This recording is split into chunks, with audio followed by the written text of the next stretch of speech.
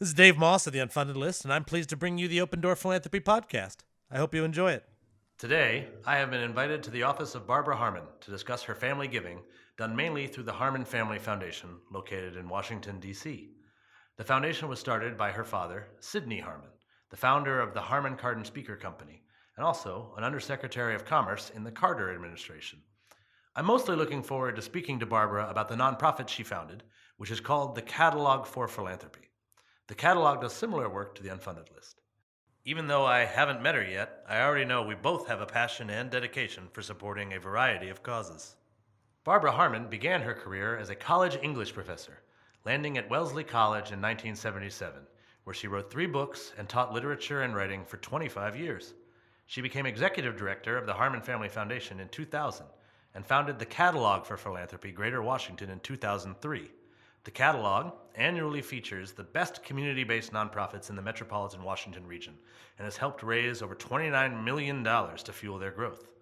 Barbara is a member of the board of the catalog and a trustee of the Shakespeare Theater Company. She received the Mayor's Arts Award for Visionary Leadership in the Arts with her stepmother Jane Harmon, and was named one of Washington's most powerful women by Washingtonian magazine in 2013 and again in 2015. She enjoys living half in a bucolic suburb west of Boston and half in the busy Penn Quarter Chinatown neighborhood of Washington, D.C. A graduate of Tufts University, she received her MA and PhD degrees from Brandeis University. Barbara and I have a lot in common. We're both Jewish, we're both interested in the arts, we're both involved in our family foundations, we're both from D.C., and we both run nonprofits that list charities you should fund. Having lived here in D.C. and involved in the nonprofit scene, I am of course familiar with the great work done by the Catalog for Philanthropy, and I really look forward to chatting with her about her life and work and the purpose behind it.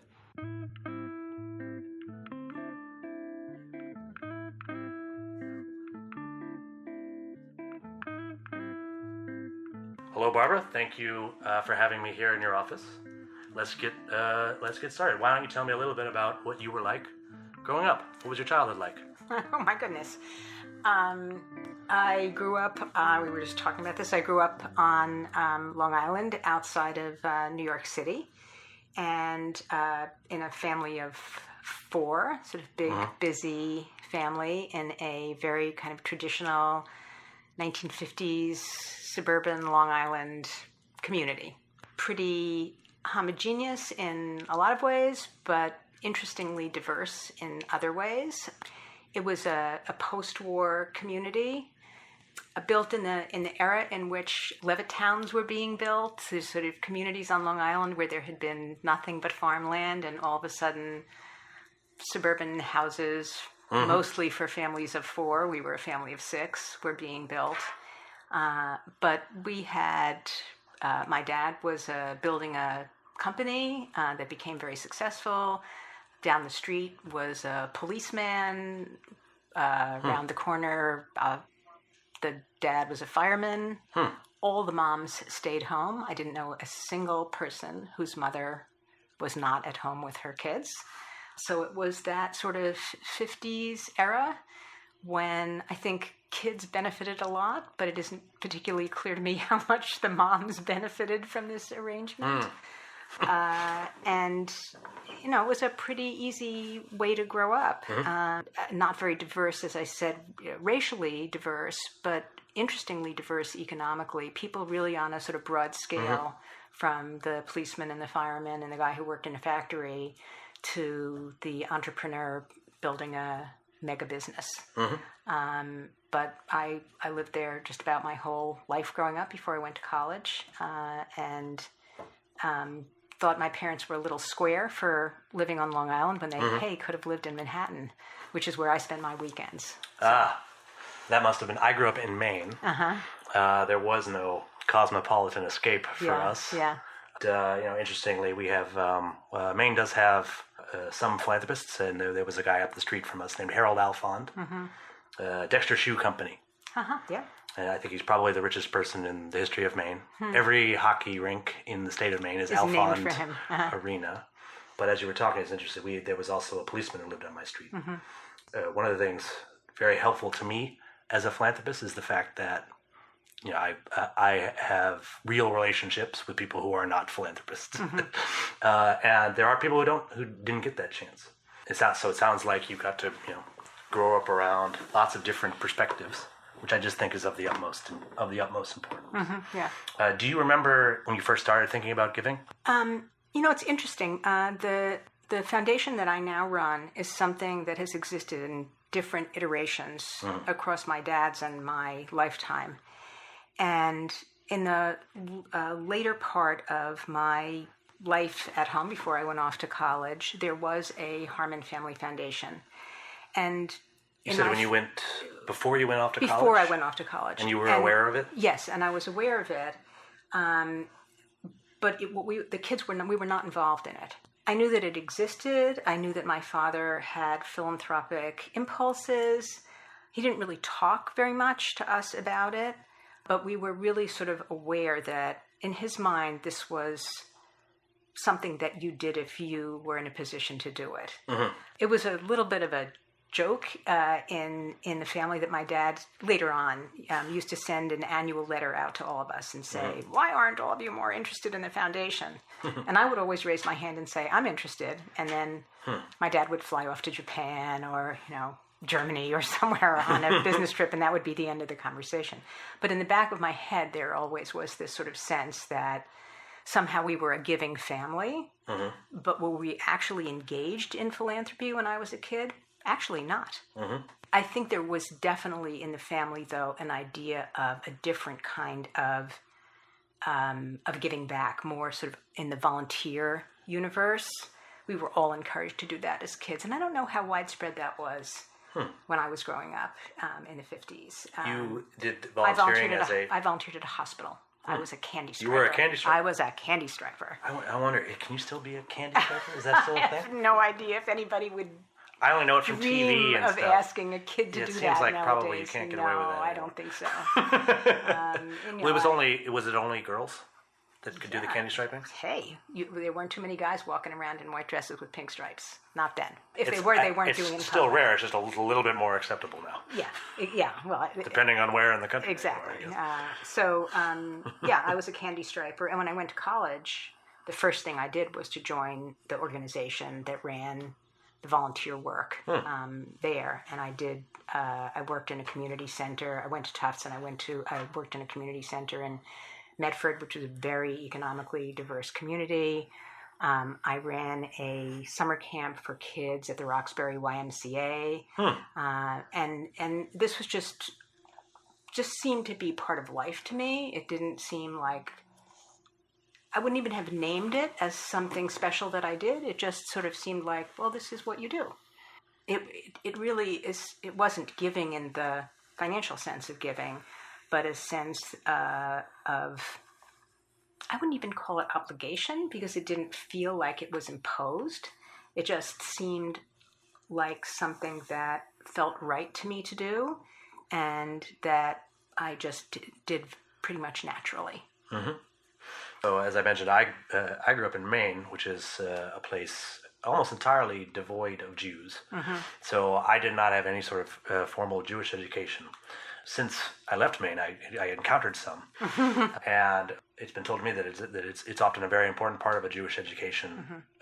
Giving my mother, who is approximately your age, grew up in a suburb outside of Boston that I imagine to be quite similar. Which suburb? She grew up. Newton, Massachusetts. Right. And so I was sort of talking to her about how she first encountered giving, and she said a lot of the Jewish day school, and she remembers the tzedakah box. Tzedakah means righteous giving in Hebrew if in case anyone's listening who doesn't speak Hebrew. You said it was a fairly homogenous community? It wasn't homogenous in religious terms. So there were a lot of Jewish families, but they were not by any means an exclusively Jewish community. Jews living next door to non-Jews? Yeah. I did not have a Jewish education. I went to Sunday school. I believe that I was the only member of my family who did this. My dad was a confirmed and open atheist. My mom had a very strong sense of Jewish identity. She favored my going to Sunday school. And I did it, but I used to get into tremendous, interesting arguments with my dad about religious matters, the existence of God, big, heavy-duty stuff. And he was a tough guy to argue with. And hey, he was older than I was. All of our fathers are difficult to argue with. Yeah. So he had a lot on me in terms of years and experience when it came to arguing. Didn't have the sense that the little Jewish education that I got, which was not a great deal anyway, had a major influence on me as a volunteer, as a sort of budding philanthropist, or really anything of that kind. Another thing, when I was chatting with my mom about growing up Jewish in the 50s in a philanthropic family, she remembered buying a tree in Israel, which I then looked. It seemed to be like a very big thing. You never. Nope. Did you hear about that when it was happening? I remember. I mean, when you asked me about it in an earlier conversation, it totally rang a bell for me. But again, was not something that we did in my family. And I think a lot of that really was this sort of. I mean, my father's family. Well, you were American Jews. Yes, my father's family. My father was actually born in Canada, in Montreal, and his parents came from England. My mother's parents came from Russia, but came through Ellis Island, and they were probably fleeing something. The Russian Revolution. Yeah. So they were the ones who really had this sense of Jewish identity. They actually ran a Jewish delicatessen. Really? Yeah. And my mother grew up living in a set of rooms behind the store. My grandmother pickled the pickles and did all of that. She was a wonderful cook, and she made a lot of the food that they sold in the store. So very modest beginnings. My dad also very modest beginnings, but really did not have, I think, a strong sense of Jewish identity.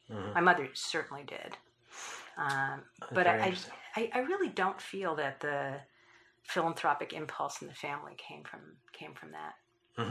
Well, not from any sort of formal. It's not like a rabbi told you should be philanthropic, and then you were. That also never happened. Like I said, I didn't grow up with any sort of Jewish community or education at all. There are rabbis who would argue, and I've heard this from folks, that this is when they say that we're the chosen people. We weren't chosen for any sort of special privilege. We were chosen to repair the world, and so that it allegedly, even without any sort of Jewish education, Jews tend to gravitate towards this kind of stuff.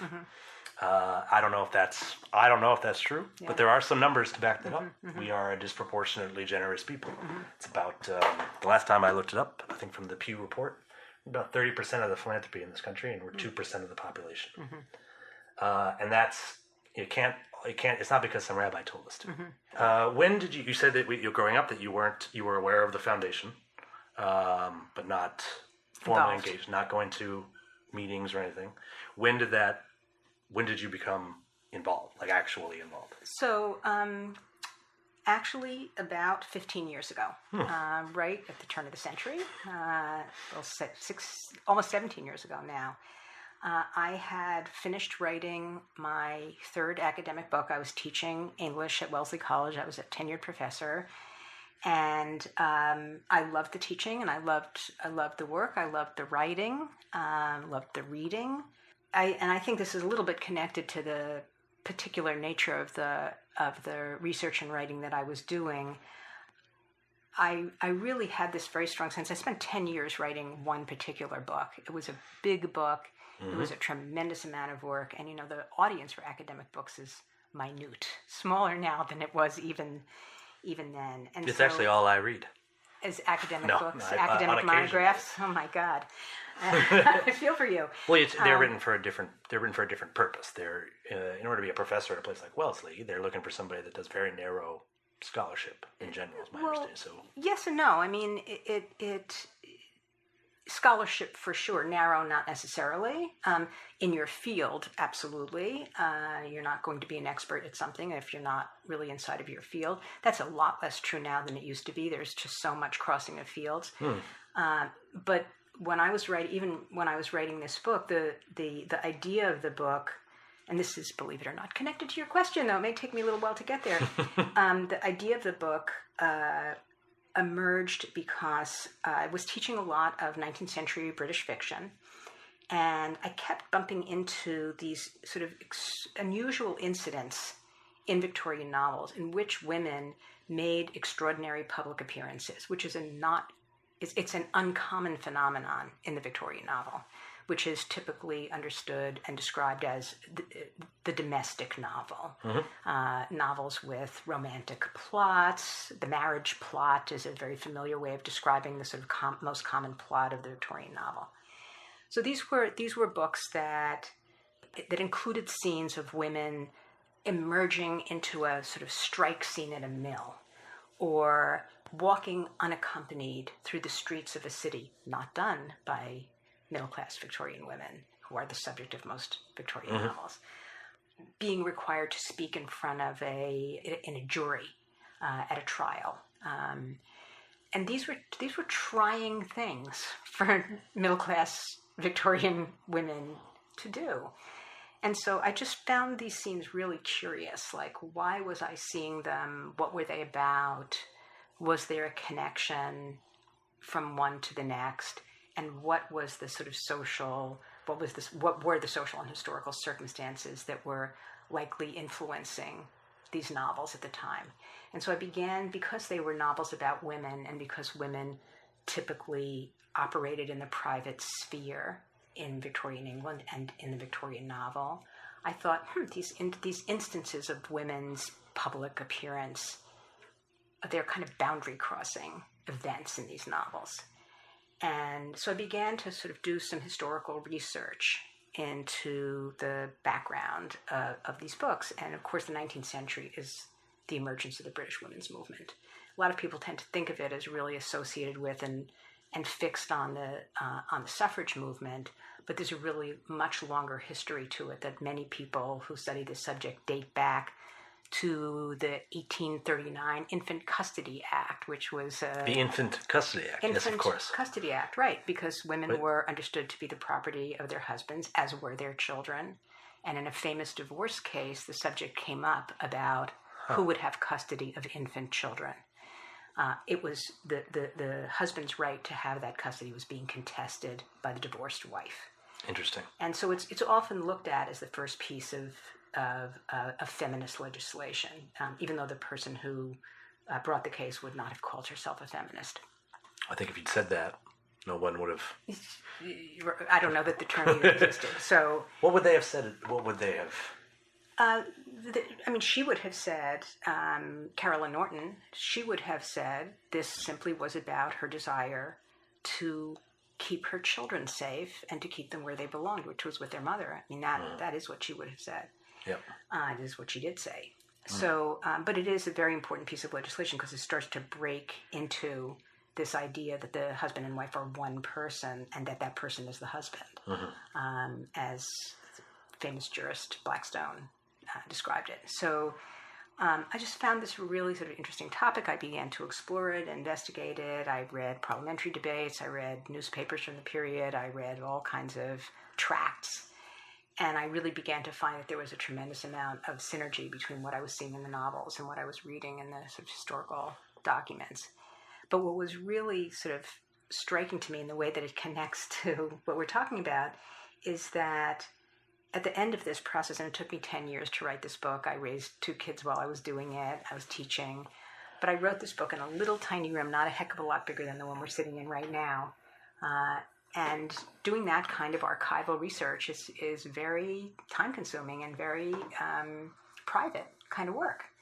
And I found myself thinking one day, this is kind of interesting. I'm writing a book about the importance of women in the public sphere, and I'm doing it in an 8x13 room in the back of my house that used to be my nanny's bedroom.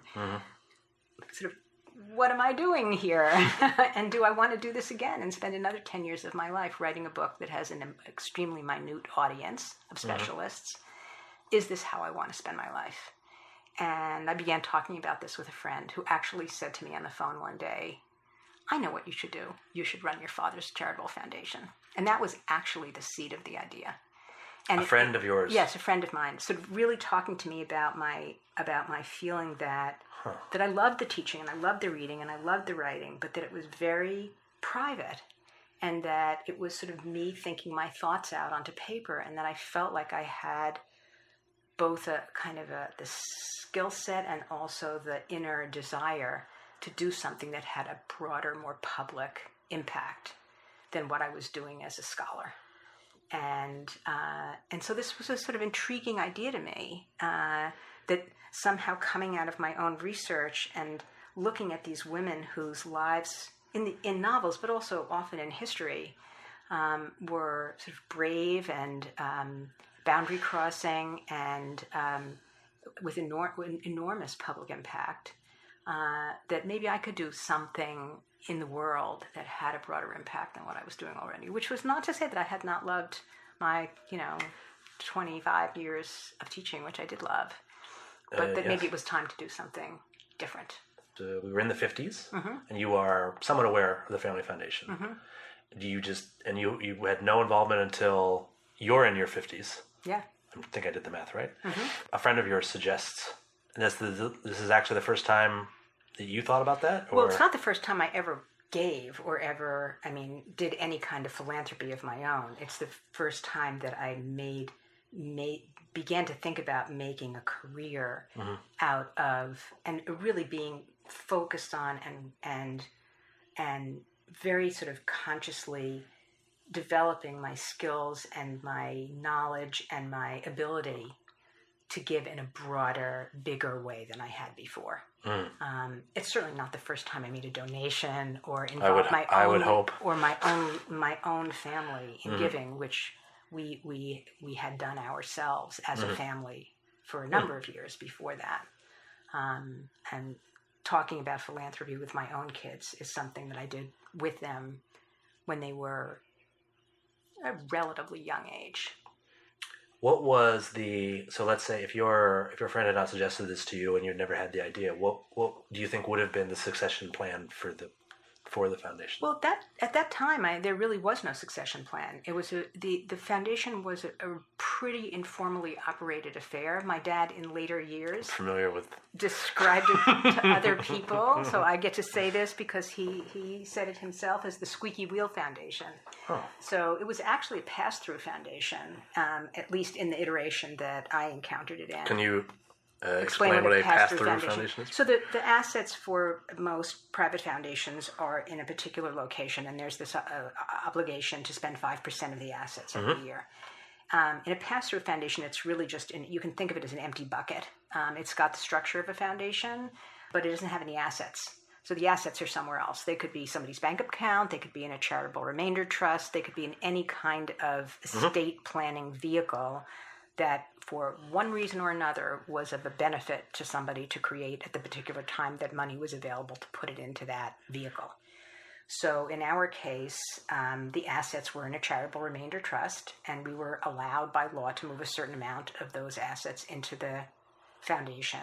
And but because the bucket was empty otherwise, there was no particular obligation to do anything with it. So what my father would do, and this is why he called it the Squeaky Wheel Foundation, is somebody would approach him with an idea that resonated for him, and he would give money to it, and he might give a lot of money to it, but then he would let it go. He wasn't really a manager of that. He was managing a big, complex business and had clearly a philanthropic spirit, or he wouldn't have created the foundation, but he really didn't have the interest in building it and managing it the way he did in his work life. So, and because he had the freedom to give or not to give as he chose to do, he would move in money when he wanted to move it and then spend it and move it out. When I took over the foundation, we just did a calculation, sort of if the charitable remainder trust is our asset base, what would 5% of that be? And that's what we did. We just pretty much spent that yearly, unless we made an extraordinary gift, as we did a number of different times. But it really interested me to sort of sit down and figure out, okay, here's this person who has a philanthropic impulse and a philanthropic spirit, but isn't he's not the kind of guy who's going to sit down and write a mission statement. But that doesn't mean that there really isn't a kind of underlying principle at work here that may be unstated or under-articulated, but it's really kind of there. And if you look at the history of the gifts that have been made, sort of what would you see, what would you find? So that's what I did in the beginning, was really just to look at what the foundation had done and to take that as a kind of donor intent and see what I could understand from the giving that had been happening, and then to really begin to shape what we were doing in a more less opportunistic and more directed kind of way. Mm-hmm. So I worked briefly at a place called the Seed Foundation. I believe you served on the board of directors there once. And I remember when they were part of my responsibilities was to do research on foundations. I used the foundation directory online to do the research and such. I remember when I was being trained, the woman who was training me on how to do this did not come from a philanthropic background, and so there were some things I knew from virtue of my background that she did not, even though she was a more experienced fundraiser than me. And in particular, I remember we looked up a foundation, and they had given considerably more than they had in assets. And I remember she said, well, that must be a typo because, right? And she starts explaining, like, she knows things that she's heard. They have to give 5% away. They have to do this, they have to do that. And I just remember thinking, like, no, they're probably keeping the money in a crat or something. I think I said clat, because I think we actually there's a moss loving clat. It's one of my favorite things that exists, right? And what 24-year-old kid knows about that stuff? Right. Right. And I remember it actually ended up causing, like, we ended up not having a great, I didn't handle that particularly. I was 24. I handled lots of things poorly. But I think there's a lot of people out there that, they never wanted to ask a question about the foundation, and and when you get the answer, it's quite mysterious. There's a CRT somewhere, it's very, very interesting. In the end of the day, foundations though there's a pile of money somewhere, and the money goes out. The way I like to explain it to people is it's like you're trying to convince a family what they should have for dinner tonight. Right.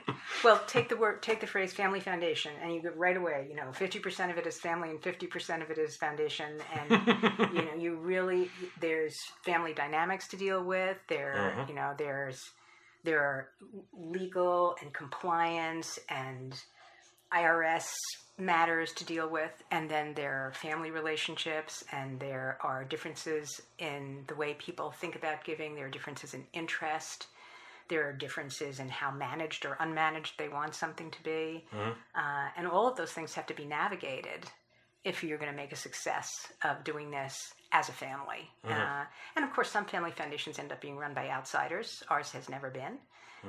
And the current Harmon Family Foundation is, in fact, a sort of traditional foundation with an asset base that gives away actually more than 5% a year. So now the today's prospect researchers will get an accurate picture of what you're doing. That's correct. I do think that's useful for folks, especially if they're going to end up approaching you. You want them to know what the real numbers are. Yeah. Right? When you mentioned that was it your father's term that it was the squeaky wheel? Squeaky Wheel Foundation, right? Yes. So that if I'm hearing that correctly, it means that in order to get a gift, one would have to squeak in a way that Cindy Harmon could hear you, right? Exactly. Yeah. Which is not something everybody, even some of the best squeakers out there. That's right. So today, in order to is it the same thing true? Do they need to be able to find their way into your earshot? Well, I don't know if that's really true. I pretty much do my own grant development, but I don't do it based on who I know. So for my father, it really was a situation where a friend would come and say, I'm involved in such and such a project, and lay out the case and tell the story. And actually, I have to say, when I looked at the things that we had given to, they were good things.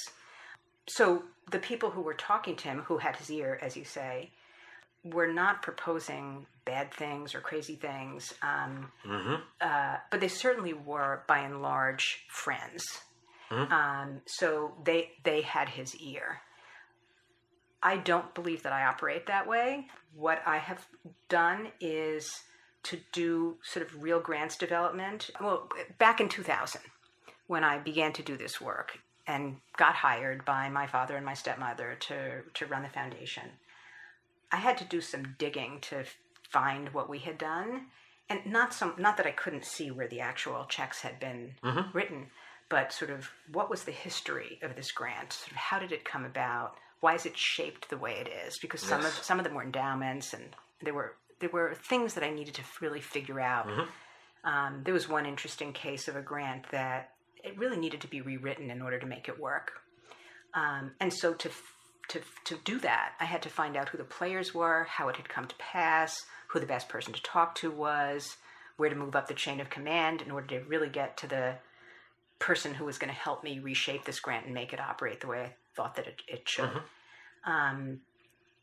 Now, what I do is I've taken what we collectively decided was the implicit mission of the foundation, which was to fund in the arts, to fund arts at the intersection of youth development, something that really emerged especially after the 2008 financial crisis, where we really began to feel very strongly that we wanted to do arts-related work that was going to help kids in crisis, kids at risk, and that we were going to continue with this education work that, again, had been part of the, as it were, the family portfolio. But for me, I wanted to identify who the potential grantees were that would not typically have had my father's ear. And that's actually also how we came to create the Catalog for Philanthropy, because it seemed to me that it was really easy to see sort of the mountaintops, the big players in the field, and if you couldn't see them, they could get your ear, Squeaky Wheel Foundation, or Squeaky Eye Foundation if you're looking at a visual metaphor, tops of the mountains, right? But I had this sense, and I think some of it came from some of the work that I did as a college student in, community organizations and the Roxbury YMCA and other places like that. Then that must have been useful experience. Oh, they were amazing experiences. That there was just unbelievable work happening at the grassroots level that my dad really wouldn't have been in a position to see, that honestly I wouldn't have been in a position to see, that I suspected many philanthropists would not see. These organizations would be hard to find. They wouldn't have anybody's ear. And what would happen if we were to create an instrument that would make these folks audible and visible to people who otherwise would not know about them? And that was really sort of the origin of the seed of the idea that became the Catalog for Philanthropy here in Washington and all the sort of related programs that we have created around it. And I now source the majority of my grantees from the Catalog for Philanthropy. From your own catalog? Yes, and it's really based, in my mind, on a commitment to funding work that's happening at the grassroots level. And I feel it even more powerfully now, these days, as I hear more and more stories about people that I think are going to be at risk, will lose services that they have depended upon, and will really need the help of this community at large to step up to the plate and dig deep and help our neighbors here close to home who are going to need help. I think we don't know yet what the new budget's going to look like. There's just an awful lot of conversation about what's going to get cut and what's not going to get cut, and whether the budget's going to go through or it's not going to go through. But something is going to go through. And I think it won't look good for many of the folks that I speak to and talk to now in my work as a philanthropist here in Washington. I think you were right, particularly in the arts. But across the board. I mean, if the social safety net gets cut, it's going to affect everybody across the board. And even organizations that don't get government funds, I think are going to see their client base increase, because people are going to have needs that they did not have before, whether they're become food insecure, or they become homeless, or any of these sort of fundamental social safety net services that the government has provided. If those start to dissolve, shrink, disappear, I think we're going to see a tremendous amount of increased need, and we're going to see it at the community level. I think this, a lot of giving has happened around important issues like Planned Parenthood and civil liberties. A lot of money has gone to these causes, but I think we're also going to really begin to see, I hope that's not the case, but I think it may well be the case, going to see a lot of need at this community-based level. And so for me, I actually don't accept unsolicited applications, but I reach out to people to make applications. And they're people that I don't know. They're people who I think are doing really great work in areas that I know something about, because I think if you don't know something about the field that you're funding in, you're not going to be a good grant maker. So I can't fund everything. I don't fund everything. I fund things that I feel I know about, can learn about, can deepen my knowledge about, so that I can be a better grant maker. And that's how I operate. To keep talking about the catalog for a while, do you want this to stay just in Washington? Do you think? I think this obviously has potential for absolutely for everywhere else. It's kind of interesting because you're just as you were saying before that people in Baltimore don't want to give to the Washington D.C. seat school and vice versa. It's also interestingly the case in a region like this one, which is the D.C., Maryland, nearby Maryland and Virginia counties and cities, that people in Maryland will give in Maryland and D.C. and people in Virginia and D.C., but that Virginia and Maryland don't give to each other. I've even heard people have a problem. They don't want their Montgomery County donation going to Prince George's. Exactly. So nevertheless, we do see that as long as we sort of keep as long as our geographic footprint is big enough to be meaningful.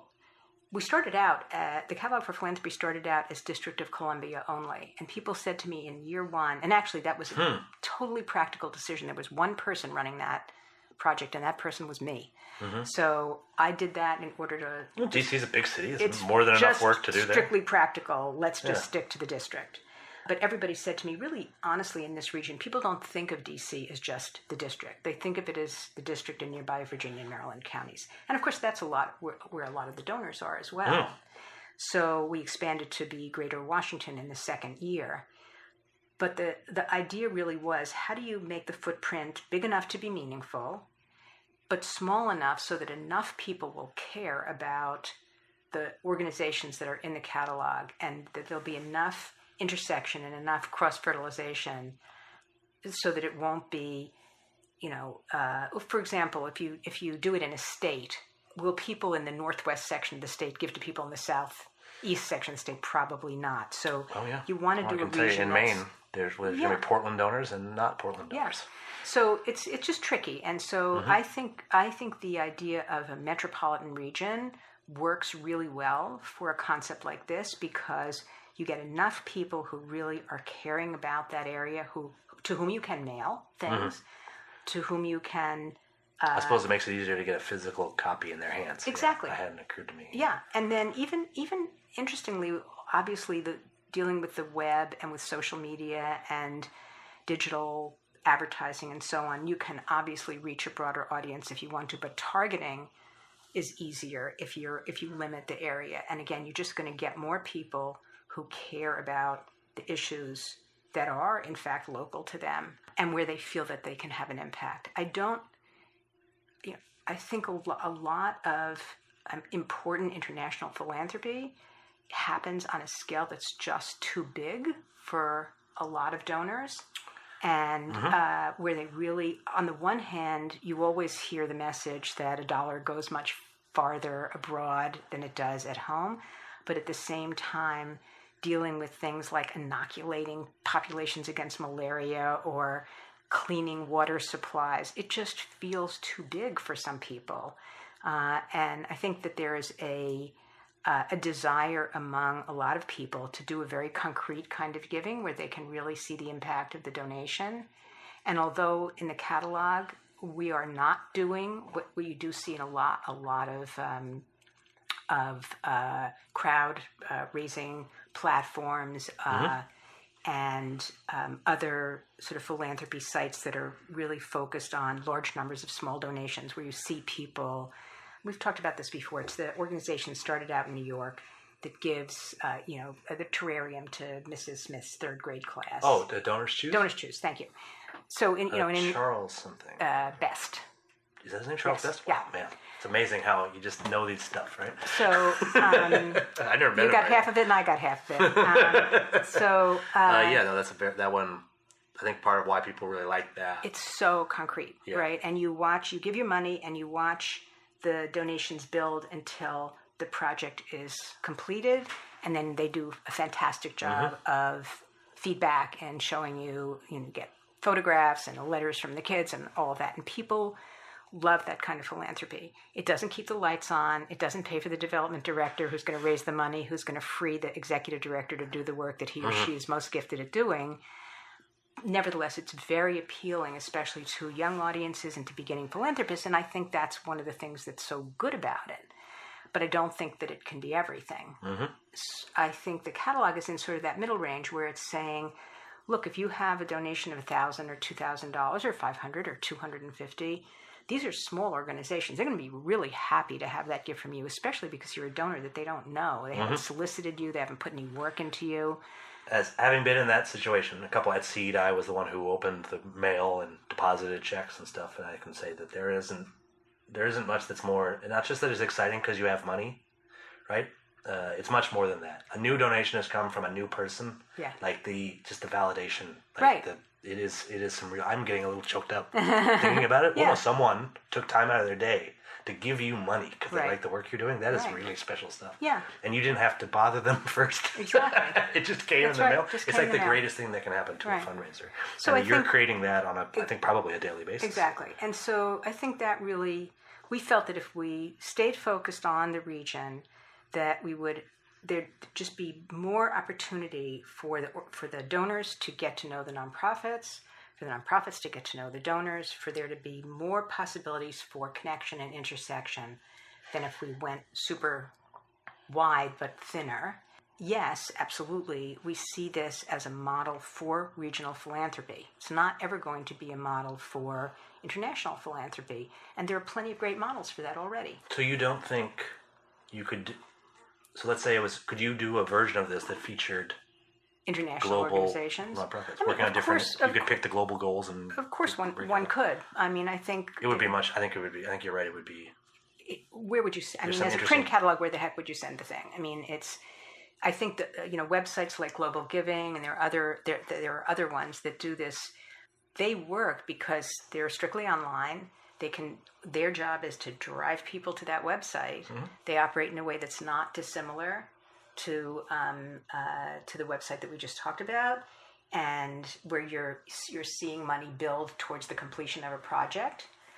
And I think those work as online platforms. I think this works better. With the Slingshot Guide, I had very similar experience. It was national. Our programs had to affect Jewish life in North America, which is very broad, which actually included Israel-based programs because that affects Jewish life in North America. So pretty broad, and we were, and that was it. Like they were working on all kinds of different issues and stuff. And we did have a print guide. Yeah, I've seen it. But that's a major cost for us every year. Right. I think possibly the biggest cost. Right? Producing 25,000 copies of it and sending it everywhere. Yeah. Is it's important. It's our product. Right? Right. It's what we're raising the money to do. Right. And it creates a lot of gifts for these folks. Really, and but the physical aspect of it is important. We have just a few minutes left before I think people will lose interest in what we're saying. I had a few more questions. I wanted to go back in time. As I may have mentioned, my parents have a number of PhDs, and I do not, which was a big deal. I grew up on campus, 2 professor parents. Yeah. Right. But it's not like a hardware store that you can just inherit. Right. In fact, they were going to make me get a PhD too, which I didn't want to do. So when did you decide that you? I mean, it's a very big commitment. It takes I don't know how long 6 it took years, you, yeah. But sometimes longer than becoming a veterinarian, right? So, when did you make that decision? I don't think I ever even made the decision. At some point, you had to enroll and fill out paperwork and such. But when I was in elementary school, I wanted to be an elementary school teacher. When I was in middle school, I wanted to be a middle school teacher. When I was in high school, I wanted to be a high school teacher, and so on down the line. when I was in college, I wanted to be a college teacher, and the way to do that is to get a PhD. I was in college in the late 60s. Mm-hmm. There was an awful lot going on, late 60s, early 70s on college campuses. It was extremely distracting, a lot of political stuff, political action. Yes, I've heard power a thing or two. Yes, a hot time to go to school and a distracting time. Literally one day, one of my friends said to me, "So where'd you apply to graduate school?" And I said, "Oh my God." I was so absorbed in what was going on campus that I had just simply not applied. But I simply always wanted to be a teacher. Mm-hmm. And I didn't really think about, despite what your dad said, and I totally understand that, I didn't really think about it as a movement towards specialization. Mm-hmm. I saw it as an opportunity to teach college. And in fact, at a place like Wellesley College, where I spent the vast majority of my career, I had a couple of one-year jobs at other places before that, you were expected to be a generalist. So you might I actually got my PhD in 17th century literature. And you can imagine how many courses in 17th century metaphysical poetry are available to be taught on a small college campus in any given year. I would think maybe the majority of them are probably at Wellesley. Right, exactly. But, there was one course a year in 17th century poetry for me to teach. And so very quickly the question was, well, what else do you like to do? And what else do you want to learn? And what else do you want to be good at? And I eventually ended up migrating to a new field. But I taught Victorian novel, I taught modern novel, I taught writing, I taught poetry classes, I taught 17th century poetry, I taught 17th century literature, I taught Shakespeare, I taught lots and lots of different things. And that's a pretty common phenomenon, perhaps not at certain universities, but absolutely at colleges. Mm-hmm. And so that actually was what I wanted to do. I wanted to be a teacher, and I wanted to write. Because for me, I think with my fingers. I feel there's a direct line from my brain to my fingers. Even when I'm doing my grant making, I am writing while I'm thinking things through. So the other thing that I find that I find interesting, like I said, my parents are professors. My mother went to Wellesley and graduated in 1969. Mm-hmm. And in fact, there's been a number of books written about that class. Mm-hmm. A couple of the other people in that class were pretty famous. One in particular, but also, it is Janet Hill was in that class, L.D. Atchison, Wendy Paulson, who was actually the first major gift I ever fundraised. Quite familiar with all that. The one thing I'm also familiar with is once one becomes a tenured professor at a place like Wellesley, that's a pretty nice situation you've got for yourself. For folks at home who may not understand that, basically means you cannot be fired. That's right. Not a lot of people choose to decide to, and you get your summers off, and you get money to travel and do your research. My father was a golf historian. We used to play golf for free. Not a lot of people, and you obviously would have been able to buy whatever book you wanted, right? And that's for someone my husband's a college professor at Wellesley, so yes. He still is? Yes, he still is, yeah. Oh, yeah. Wonderful. Yeah. That's interesting. That's fascinating. Yeah. But the choice to leave is not one made often. Very rarely made. Was it Was it tough? Was it, It was tough. It was tough. How long did you take to make that decision? It took me about 5 years to actually decide to leave. So in the beginning, I actually thought that doing the philanthropy work would be a hobby that would take the place of the time I was spending writing. That didn't work out very well. Yeah, I know so many people who thought it would be in the beginning they thought it would be a hobby. Yeah. I thought the unfunded list would be something I do in the evenings. Yeah, exactly. For me, too, there was the issue of my father. So he would periodically call me and say, "I need you here for a meeting." And I would say, "You didn't say no to my dad lightly." I would say, "No, Dad, I'm not coming to that meeting because I'm teaching tomorrow." And he would say, "Well, I don't really care for your teaching. I need you down here." And I would say, "Listen, you raised me to be a certain kind of person with a very strong, powerful sense of responsibility. I teach 2 days a week. I have office hours, I grade papers, I do research. I'm working full time, but I teach 2 days a week. And when I have to teach, I am in the classroom. I have never missed a day of class. I've been sick. I have lost my voice. I have had all kinds. I've driven through a hurricane to get to class. I don't miss classes, and I'm not missing this class tomorrow." Well, that was acceptable once, but you don't say that 2 times and 3 times. So it just quickly started to feel really difficult to do, and that was even before we started the catalog for philanthropy. So I would take a one course of unpaid leave, and then I would take 2 courses of unpaid leave. Then I took 2 years of unpaid leave. Then I had to come back. So it was a back and forth process, a kind of slow withdrawal. And when I finally had to make the decision to come back or not to come back, I just knew that I had made a change. So it really, I would say it befell me. I embraced it, but I really didn't sort of say, okay, here's my deadline. I'm going to make a decision by this date. But it was hard. I had always, as I said, I had always imagined that I would be a teacher, and so it was a tremendous sort of identity change to say, well, that's not who I am anymore. You think you're not a professor right now? I'm not a professor right now. I actually every year have the wonderful experience of going back to Wellesley to teach a class for a friend of mine who teaches a philanthropy class at Wellesley. It's one of these classes. They teach a philanthropy class? Yeah, he's a sociologist, and he's interested in philanthropy as a subject, and has a grant that he's gotten for his class. So it's actually a class in which students learn about grant making and actually give away money. Oh, they actually have a pot of money that they can give away. So they do all the research. That class was not available. No, not to me either. That's awesome, though. But I come and talk to his class every year about sort of the connections between a liberal arts education and philanthropy, and sort of what I learned as a teacher that were skills and attitudes and beliefs and ideas that inform my current work and that also informed what I did when I was a teacher at Wellesley. And I think those are important lessons for kids to hear, because I think very often they think, I need to get a degree in economics because that tells me what I'm going to do when I get out of college. And as we know, most jobs and missions in life do not have an academic major written upon them. And I'm very happy. I majored in theater arts, and I'm quite happy that I did. Yeah. I can't think of, a theater is just people coming together to make something greater than any one of them could do.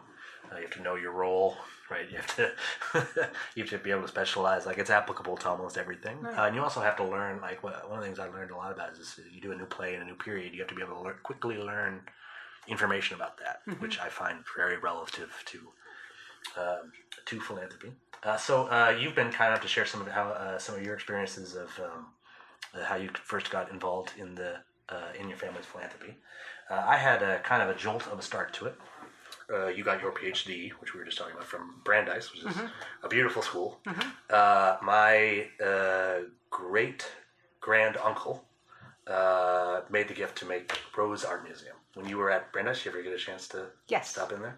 It's really nice. Beautiful museum. Really nice museum. And I was aware that it was named after, I grew up knowing it was, because my grandmother was Doris Rose, and I understood it, and we would go there, and she loved going there because you could be a real big shop there, right?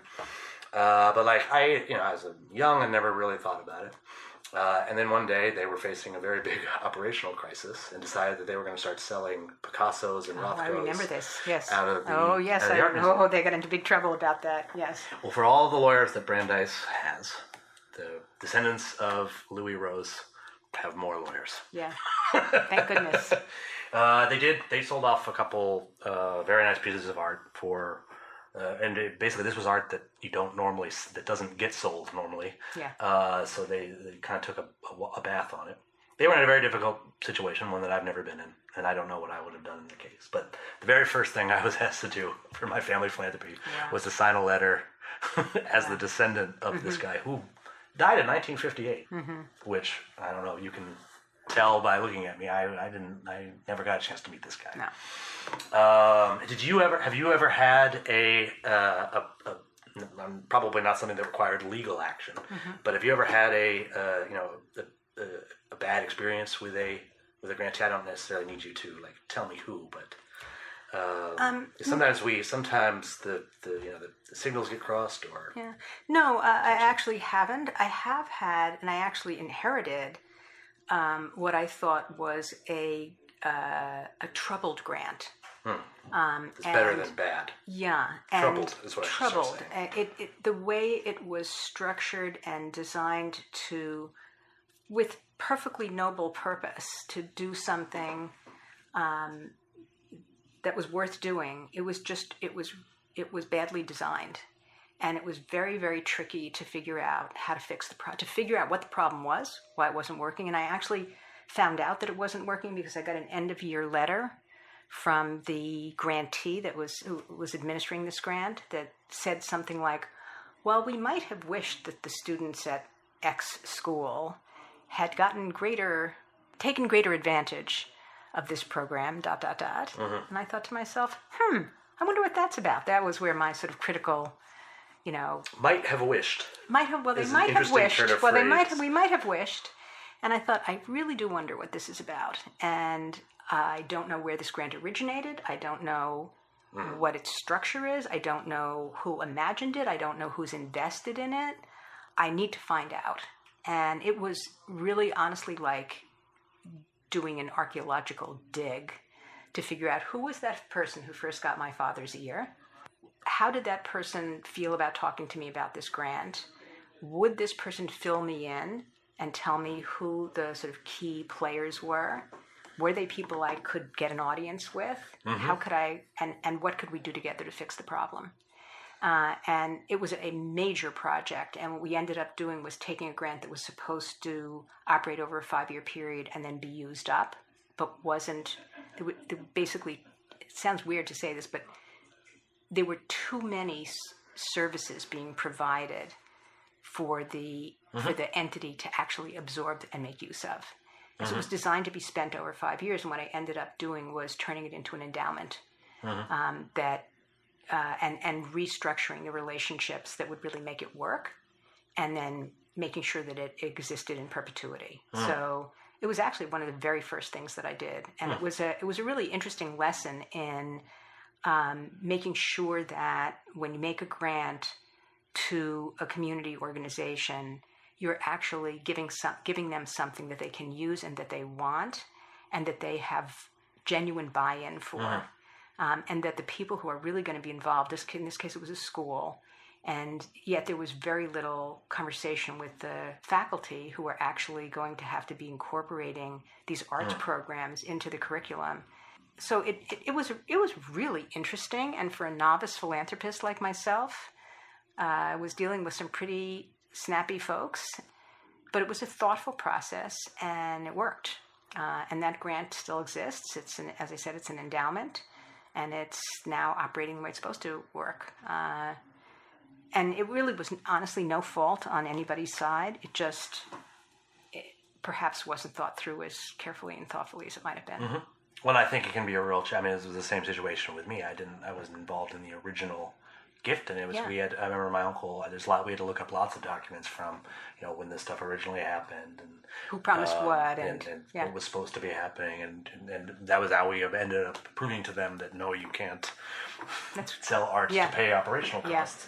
And I think it can be like inheriting a grant. It can be really challenging. That's the only one that I ever really had to.